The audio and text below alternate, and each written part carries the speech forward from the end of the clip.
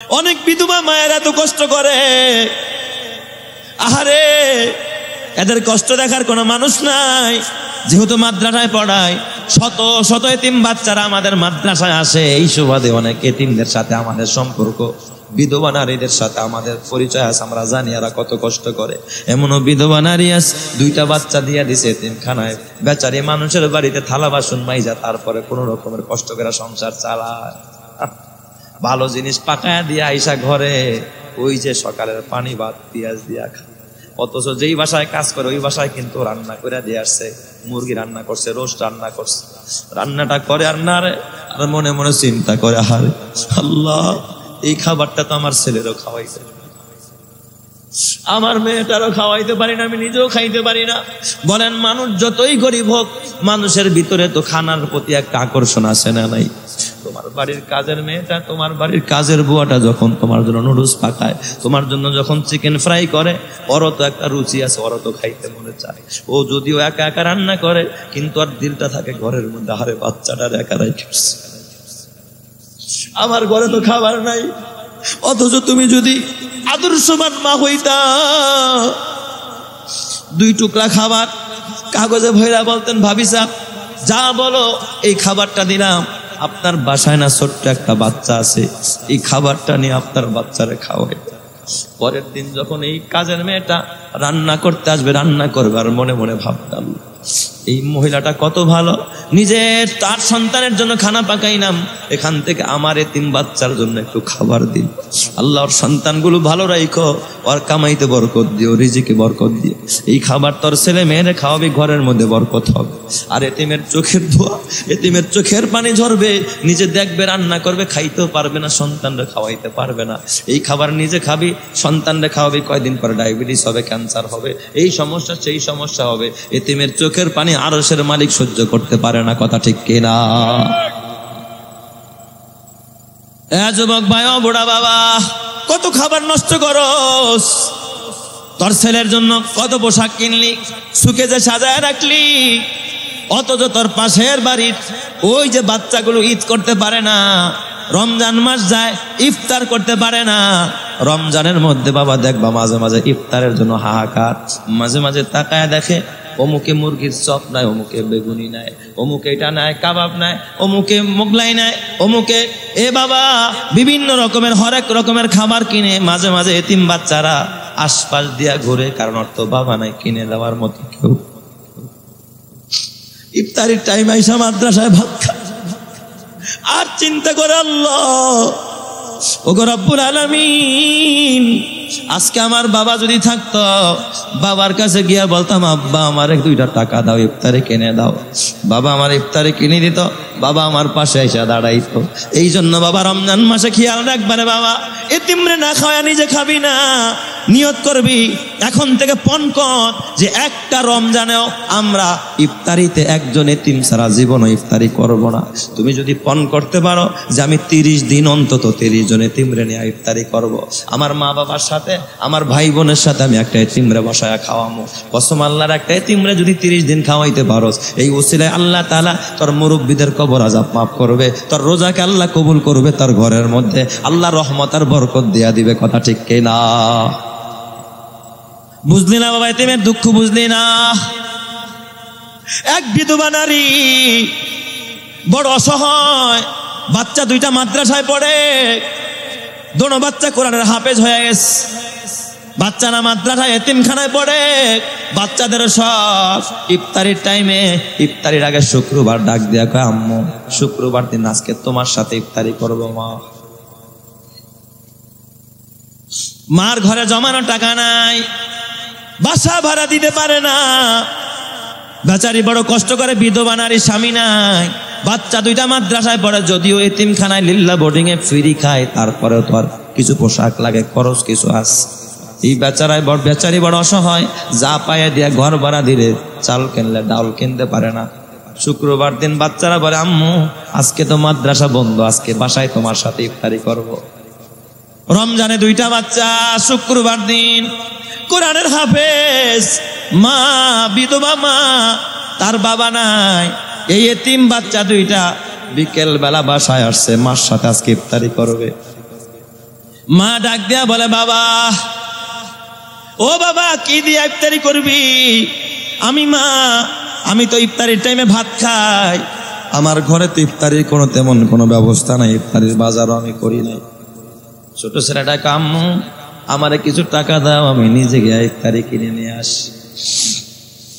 মা কষ্ট করি না অল্প কিছু টাকা ছোট ছেলেটার হাতে দিছে। বাবা, সাবধানে যাও, হালকা যা পারো ইফতারি নিয়ে তাড়াতাড়ি বাসায় আইসো। বাবা, তোমারে নিয়ে আমি, মা এবং তোমরা দুই ভাই সহ একসাথে ইফতারি করবো।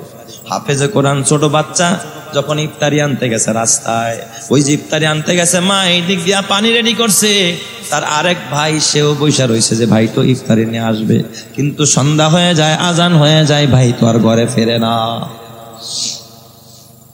ইফতারি হয়ে আজান হয়ে গেছে, মা কিসের ইফতারি করবে, পানি মুখে দিবে। মা কয়, কিরে আমার বাজান কোথায়? মা বের হয়ে যায়, ভাইটারে ছেলেটাকে নিয়ে বড় ছেলেরে বলে, দেখ তাড়াতাড়ি দেখ তোর ভাই কেন আসে না, আজান হয়ে গেল, ইফতারির টাইম হয়ে গেল, এখনো কেন আমার কলিজার টুকরাটা এখনো কেন বাসায় ফিরতেছে না, কোথায় গেল? হঠাৎ করে বের হইয়া ইফতারির দোকানে দোকানে খোঁজে, কোথাও ছেলে নাই, আশেপাশে খোঁজে, কোথাও ছেলে নাই, কোথাও ছেলেরা পাওয়া যায় না। একদিন যায়, 2 দিন যায়, পুরা রমজান চলে যায়, ছেলের কোনো সন্ধান নাই। কে যেন তারা কিডন্যাপ করেছে, রাস্তার থেকে তুলে নিয়ে গেছে। এতিমরে খোঁজার কোনো মানুষ নাই, এতিমরে দেখার মতো কোনো মানুষ নাই, কারা যেন হয়তো বা গাড়িতে কইরা তারা তুলে নিয়ে গেছে। মাও বলতে পারে না, মা পাগল পাড়া কিসের ইফতার খাবে? ওই মা যার জানাজা আমি নিজে পড়েছি, এ আমার বাবা, ওই মা আদা পাগল, ঘরে আইসা মা কিসের ইফতার করবে? মা চিৎকার মেরা কান্দে। মায়ের মনে একটাই কল্পনা, আল্লাহ, মনে মনে ভাবলাম 2টা ছেলের হাফেজ বানাবো, আলেম বানাবো, এরপর ওরা আমার কবরে নামাবে, আমার জানাজা পড়বে, আমি মা হাফেজে কোরআনের খেদমত নিয়ে, হাফেজে কোরআনের দোয়া নিয়ে, তারপরে আমি মা খোদার জান্নাতে যাব। কিন্তু আমার কলিজার টুকরা ছোট্ট বাবাটা হাফেজে কোরআন, আজকে আমার বাবার খবর নাই। পত্র পত্রিকার মধ্যেও বাবা অনেক খোঁজাখুঁজি হয়, রমজান মাসের মধ্যে পুরা রমজান চলে যায়, হাফেজে কোরআনের কোনো সন্ধান পাওয়া যায় না। সব জায়গার মধ্যে খোঁজাখুঁজি আরম্ভ হয়ে গেছে, কোথাও হাফেজে কোরআনে পাওয়া যায় না। এবার মা অসহায় হইয়া, মা আধা পাগল হয়ে যায়, মা আর কাজ করতে পারে না, মা এতটা মেন্টাল হয়ে যায়, মা নর্মাল হয়ে যায়। তার বড় ছেলেটা এখনো মাঝে মাঝে আমার সাথে দেখা হয়, মাঝে মাঝে সাহায্যের জন্য হাত পাতে। এ আমার বাবা, ওই মা আধা পাগল হয়ে গেছে, নর্মাল, মায়ের খাবার নাই, মায়ের ঘুম নাই, যেখানে যায় শুধু বাচ্চার জন্য কাঁদে। একজন মা যে সন্তানরে কত ভালোবাসে, এ যুবক ভাই, বাদুয়া পাড়ার যুবকেরা এখন বুঝবি না, যখন তুই বাবা হবি তখন বুঝবি সন্তানের প্রতি মায়ের কত ভালোবাসা, বাবার কত ভালোবাসা। মা সন্তানের জন্য কাঁদতে কাঁদতে পাগল পাড়া। ওই মা মরার আগ পর্যন্ত শুধু সন্তানের জন্য কেঁদেছে, আহারে আমার সন্তান কোথায় গেল?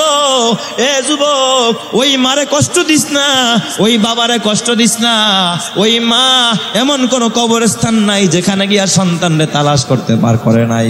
কিছুদিন আগে, কয়েক মাস আগে ওই মা মারা যায়। ওই হাফেজে কোরআন এই বেচারা পরে আর মাওলানা হতে পারে নাই। এই ভাইয়ের শোকে শোকে, মায়ের শোকে শোকে মা পাগল হয়ে গেছে, ভাইয়ের সন্তান নাই, ওই দিক দিয়া বাবা নাই, সংসারে কোনো আয়ের রাস্তা নাই। কত বড় অসহায় পরিবার। এ আমার বাবা, এখন এই ছেলেটা কত বড় অসহায়, ওই ছেলেটা এখন বড় অসহায়। মাঝে মাঝে আমার কাছে আসে, আইসা বলে, ওস্তাদ আমার একটু সাহায্য উঠায়া দেন, চলার মতো কোনো গতি নাই, দেখার মতো কোনো মানুষ নাই। এমন অসহায় মানুষ, অসহায় সন্তান এখনো জায়গায় জায়গায় পড়ে আছে রে বাবা, দেখার মতো কোনো মানুষ নাই। এই জন্য একজন মা সন্তানের জন্য পাগল হইয়া দুনিয়া ছেড়ে চলে গেল। এ যুবক, ওই মা যদি তার বাইচা থাকে, ওই মারে কষ্ট দিবি না, ওই মারে ধমক দিবি না, ওই মায়ের জন্য দোয়া করবি, মায়ের কাছে ক্ষমা চাবি। আর ওই মা যদি মরাদা গিয়া থাকে, কবরে গিয়া থাকে, ওই মায়ের জন্য এই রকমের ইসালে সবের মাহফিল করবি, ওই মায়ের জন্য দোয়া করবি, আলেম ওলামা দিয়া দোয়া করাবি, নিজেও দোয়া করবি, মায়ের কবর জিয়ারত করবি। মায়ের কবরের পাশে গিয়া যদি কোনো সন্তান দোয়া করে, আর একজন এতিমের মুখে খাবার তুলে দেয়, এতিম যদি খুশি হয়ে যায়, কসম আল্লাহর এই উসিলায় তার মায়ের কবর আযাবকে আল্লাহ মাফ করে দেয়। চিৎকার মেরে কন্না আল্লাহু আকবার। ওরা বলবে, এক নম্বরে আমরা মুসল্লি ছিলাম না, ওয়ালাম নাকু নুতঈমুল মিসকিন। 2 নম্বরে আমরা জাহান্নামে যাওয়ার 2 নম্বরের কারণ হলো আমরা জীবনেও কোনোদিন এতিম মিসকিন অসহায় গরিবদেরকে কোনোদিন আমরা দুঃখী মানুষকে খানা খাওয়াইতাম না। এই গরিবরে খানা না দেওয়ার কারণে আমরা জাহান্নামে আসছি। দেখবেন কিছু মানুষ আছে কপাল পরা, নিজে পেট ভরে খায়, অথচ তার প্রতিবেশী অভাবী না খায় আমরে আছে না নাই, খবর উড়ায় না, একদিন ফিরেও গরিবের খবর নেয় না। আল্লাহর নবী বলেছেন আনা ওয়া কাফিলুল ইয়াতীমি কাহাতাইনি ফিল জান্নাহ। এই জমিনে যারা এতিম লালন পালন করবে, এতিমের খেয়াল রাখবে, এতিমের প্রতি নজর দিবে, এতিমরে ভালোবাসা দিবে, একদিন ভালো খাবার হয়েছে এতিমরে কাছে ডাইকা কয় বাবা নে তুই আমার সাথে খা।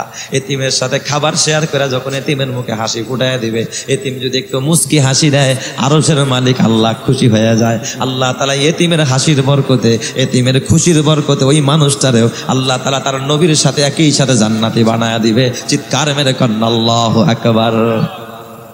অথচ দেখবেন ধনীরা ধনীরা দাওয়াত দেয়া খাওয়ায়, হ্যাঁ, ধনীর বিয়েতে ধনীরাই দাওয়াত পায়, ফকিররা কি দাওয়াত পায়?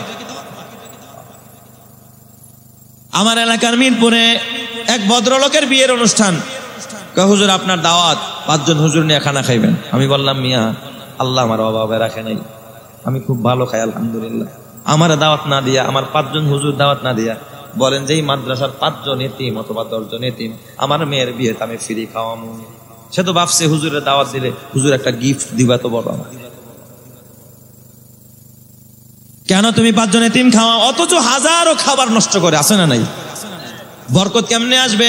তুমি নিয়ত করো যে না এতিমরে আগে খাওয়াবো, এরপর আমি অন্যদেরকে খাওয়াবো। 5 জন এতিমরে নিয়ে তোমার মেয়ের বিয়েতে বসায়া খাওয়াও। এই 5 জনে খায়া যদি খুশি হয়ে যায় আলহামদুলিল্লাহ কয়, তোমার পুরা বিয়েটা সার্থক হয়ে যাবে। ভালো খাবার তৈরি করেছো, এতিমরে খাওয়াও, গরিবরে খাওয়াও, আল্লাহ তাআলা আসমান থেকে তোমার জন্য রিজিকের ফয়সালা করবে। সুবহানাল্লাহ জোরে কান সবাই। ওয়া কুননা নাখুদু মাআল খাইদিন। আল্লাহ ফালতু কাজগুলো আমরা করতাম। শুধু তাই না, 4 নম্বর ওরা বলবে যেই কারণে আমরা জাহান্নামে আসছি, ওয়া কুননা নুকাদ্দিবু বিয়াউমিদ্দিন। আমরা কিয়ামত বলতে কিছু আছে এটা বিশ্বাস করতাম না, কিয়ামতকে অস্বীকার করতাম। মরতে হবে, কবরে যেতে হবে, কিয়ামতের ময়দানে দাঁড়াইতে হবে, হাসরের ময়দান যে হবে, কিয়ামত যে হবে, এই কথাকে আমরা বিশ্বাস করতাম না।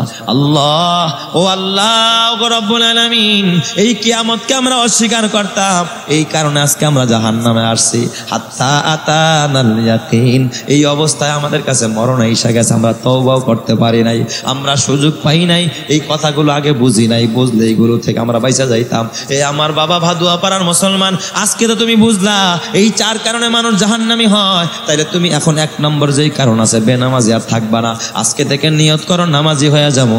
2 নম্বরের কারণ আছে এতিমরে খাওয়ায় না, আজকে থেকে নিয়ত করো আমার আত্মীয় স্বজনরে না খাওয়ায়া, আমি ধনীরে না খাওয়াই, আজকে থেকে আমি গরিবরে বেশি খাওয়ামো, এতিম মিসকিনরে বেশি খাওয়ামো। আর 3 নম্বর আমল হলো আল্লাহর সমালোচনা করব না, আর গীবাত করব না, আল্লাহ বেহুদা ফাও কথা বলবো না, আল্লাহ কাউরে নিয়ে ট্রোল করব না, কাউরে নিয়ে বদনামি করব না। আল্লাহ আমার মধ্যে দোষের অভাব নাই, আমি কেমনে আরেকজনের দোষ চর্চা করি, আজকে থেকে ভালো হয়ে যাও। আর 3 নম্বরে আল্লাহ কিয়ামত হবে আমি বিশ্বাস করি, আল্লাহ কিয়ামতে তোমার আদালতে দাঁড়াইতে হবে এই বিশ্বাস আমার আছে। এই চিন্তা যদি নিয়ে কবরে যাইতে পারো, আল্লাহ ডান হাতে আমলনামা দিবে, আল্লাহ বিনা হিসাবে জান্নাতি বানায়া দিবে। চিৎকার মেরে কোন সুবহানাল্লাহ।